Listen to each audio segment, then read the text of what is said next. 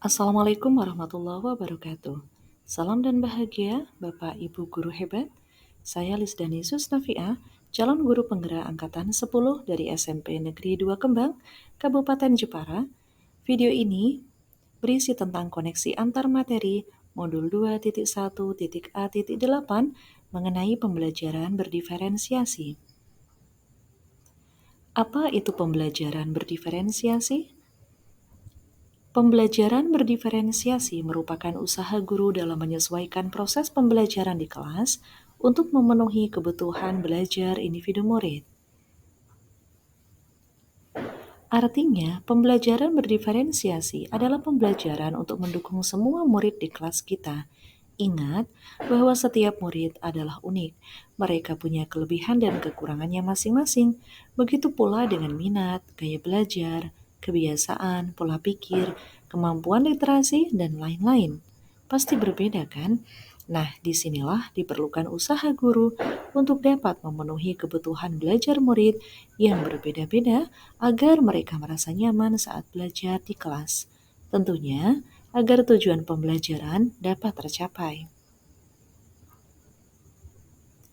Bagaimana cara untuk dapat melakukan pembelajaran berdiferensiasi di kelas?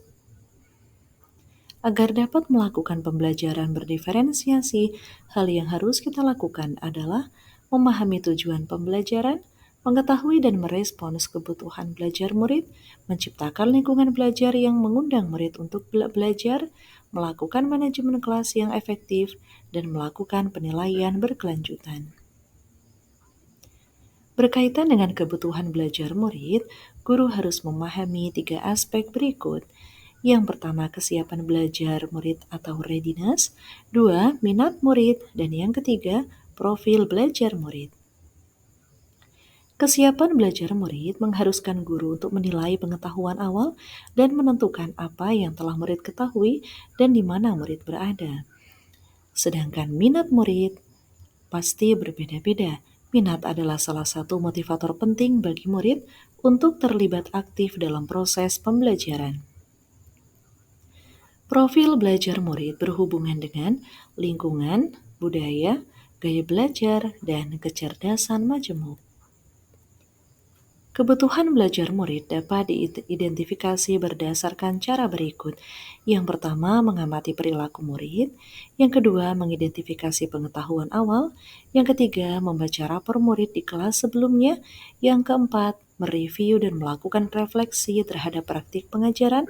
Yang kelima, berbicara dengan guru murid sebelumnya. Dan yang terakhir, menggunakan berbagai penilaian formatif dan diagnostik. Strategi untuk mendiferensiasi pembelajaran ada 3, yaitu diferensiasi konten, diferensiasi proses, dan diferensiasi produk.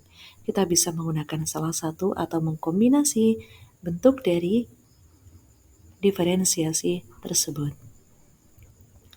Strategi untuk mendiferensiasi pembelajaran, yang pertama diferensiasi konten.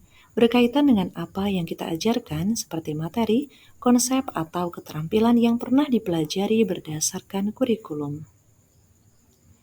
Dan mendiferensiasi konten bisa dilakukan dengan membedakan pengorganisasian atau format penyampaiannya, bukan mengubah atau menurunkan standar kurikulum. Yang kedua, diferensiasi proses, yaitu kegiatan yang memungkinkan murid berlatih dan memahami atau memaknai konten dengan cara membedakan proses yang harus dijalani oleh murid.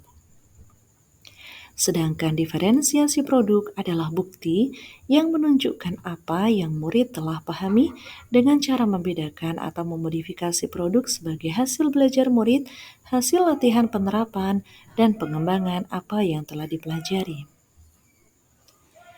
Pertanyaan selanjutnya, adakah hubungannya antara modul pembelajaran berdiferensiasi dengan modul-modul yang lain? Hubungan antara modul 1.1 dengan 2.1 untuk dapat melakukan pembelajaran berdiferensiasi, guru harus berusaha memenuhi kebutuhan belajar murid sesuai dengan kodrat alam dan kodrat zaman berdasarkan filosofi Ki Hajar Dewantara. Sedangkan hubungan Modul 1.2 dan 2.1 dalam melakukan pembelajaran berdiferensiasi, seorang guru penggerak harus berpihak pada murid, reflektif, mandiri, kolaboratif, dan inovatif untuk menciptakan pembelajaran berdiferensiasi demi memenuhi kebutuhan murid. Dengan demikian, seorang guru penggerak dapat mewujudkan kepemimpinan murid dengan menuntun murid merdeka belajar. Hal ini sesuai dengan nilai dan peran guru penggerak.